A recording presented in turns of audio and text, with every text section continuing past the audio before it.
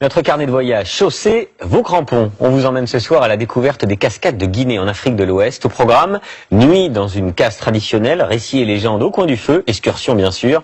Une expérience magique pour les étudiants français qu'ont suivi Marc de Chalvron et Stéphanie Aglietti. Reportage.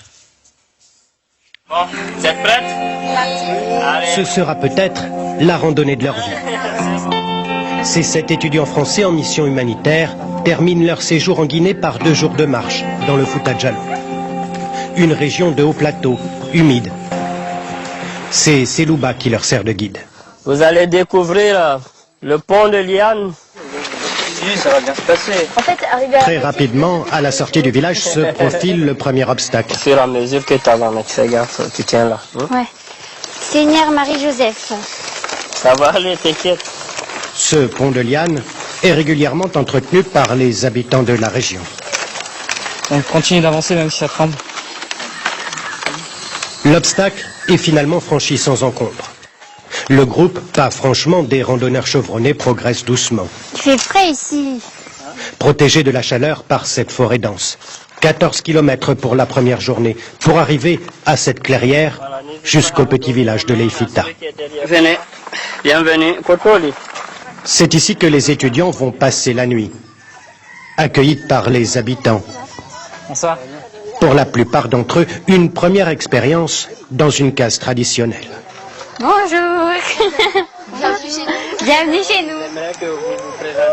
La nuit tombée, tout le monde se réunit autour d'un feu avec le chef du village. Vous savez, les chutes que vous allez voir demain, avant on n'y allait pas. La légende veut qu'elles soient habitées par le diable. Enfin, on a un autre point de vue sur les choses. Je pense que ça va nous apprendre à relativiser beaucoup quand on va revenir en France.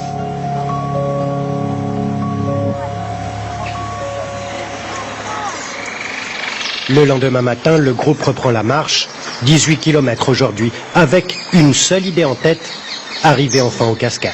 Et là, vous allez découvrir la chute du nom de Kamawi. Celle qui a le plus d'eau, la plus haute. La chute de Kamawi, 80 mètres de haut, de l'eau même pendant la saison sèche. Bien se baisser, voilà. Il faut arriver ici pour bien comprendre l'importance du Fouta Djallon.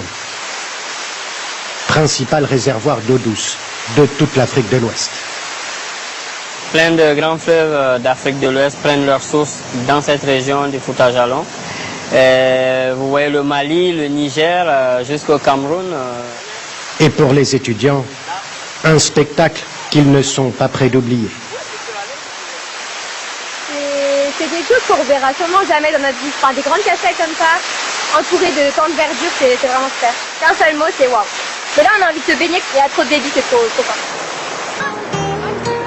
Le top, ça aurait été qu'il y a un prince qui vienne. Profiter de ces derniers instants de calme avant de revenir en France. Garder le plus longtemps possible ce petit goût de paradis.